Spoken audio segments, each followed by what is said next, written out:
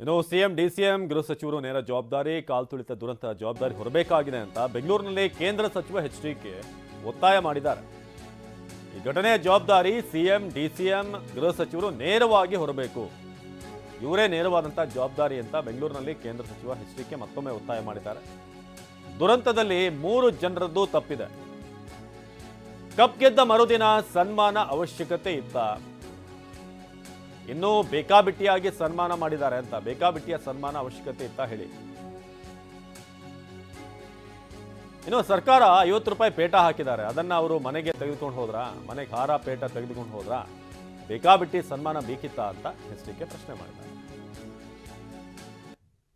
ಮುಖ್ಯಮಂತ್ರಿಗಳೇ ಜವಾಬ್ದಾರಿ ತಗೋಬೇಕಿದೆ. ಮುಖ್ಯಮಂತ್ರಿಗಳು, ನಮ್ಮ ಉಪಮುಖ್ಯಮಂತ್ರಿಗಳು, ಗೃಹ ಸಚಿವರು 3 ಜನದ್ದು ಇಲ್ಲೇ ತಪ್ಪಿದೆ.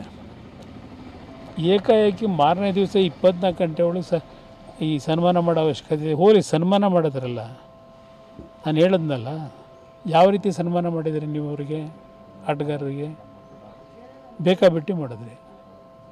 ಅಂಥ ಸನ್ಮಾನ ಅವಶ್ಯಕತೆ ಇತ್ತು?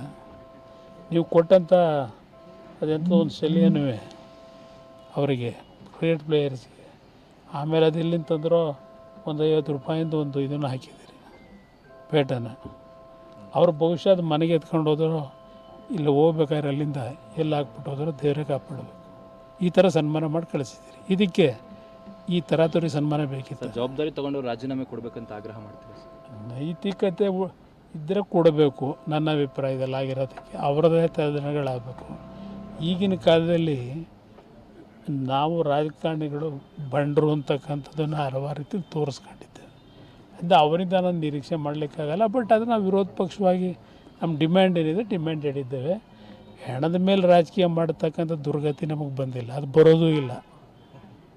ಅದನ್ನು ಅರ್ಥ ಮಾಡ್ಕೊಳ್ಳೋದು ಒಳ್ಳೆಯದು. ಮುಖ್ಯಮಂತ್ರಿಗಳೇ ಜವಾಬ್ದಾರಿ ತಗೋಬೇಕಿದೆ.